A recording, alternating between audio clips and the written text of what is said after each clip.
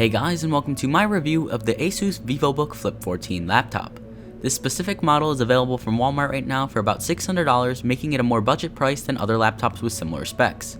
In the box, you get the laptop itself along with the user manual and the relatively small AC power adapter. For build quality, the product page says that the laptop has an aluminum chassis, which is either slightly misleading or mixed up information with another model, because the one I received seems to only have an aluminum top panel.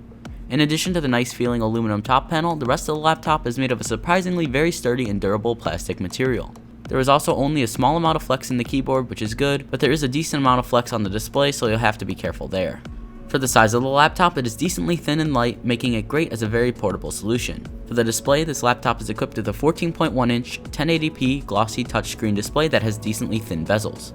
From the point of view of a more average consumer, this display looks really good with great viewing angles. The only major thing is the backlight bleed, which is very noticeable at times, but not normally a big deal if something is being displayed.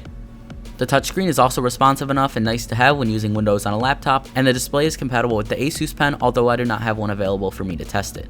Another feature is the 360-degree hinge, allowing you to use the laptop in different modes, including just as the standard laptop mode, or as the tablet mode if you want to use it as a giant tablet.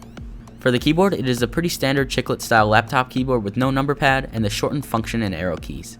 The keyboard is slightly above average and very usable, where the keys have a decent tactile feel compared to some other laptop keyboards, but I still don't think it's the best laptop keyboard I've used.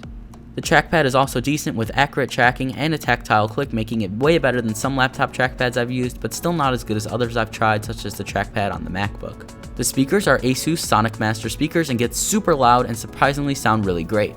Underneath the display, there is a very mediocre webcam that is not very good, but okay for what it is. There is also a fingerprint sensor that can be used to sign in, which has been working pretty well for me so far. On the left side of the laptop, you have a power button, a volume rocker, an SD card reader, and two USB 2.0 ports. On the right side of the laptop, there is a microphone headphone combo jack, a 3.1 Type-C port, which is sadly not Thunderbolt 3, a USB 3.0 port, an HDMI port, and the charging port for the included AC adapter.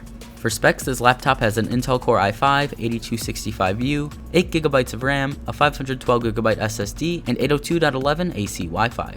With these specs, any everyday tasks such as web browsing feel very snappy, where the only potential letdown is the 8GB of RAM, which is the absolute minimum I would recommend for anyone who wants to run Windows 10. That being said, it is not a common issue with everyday tasks, and only becomes a problem if you have too many programs running at once, or something like a huge amount of Google Chrome tabs. The fan on the laptop is usually quiet, but it does become a bit loud if you are doing anything more demanding. For more demanding tasks, such as gaming, you can't expect too much from the built-in Intel graphics, but lighter gaming is possible on this device. For example, Minecraft worked very well and ran smoothly when I tested it, given that it is not graphically demanding.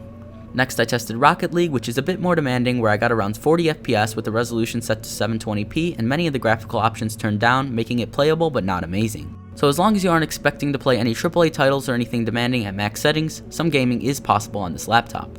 In all, I think this is a very well-rounded laptop with good everyday performance, decent peripherals, and a well-built and portable design, all at a reasonable price. Anyway, thank you all so much for watching, and if you have any suggestions for me or my channel, please be sure to leave them in the comments below.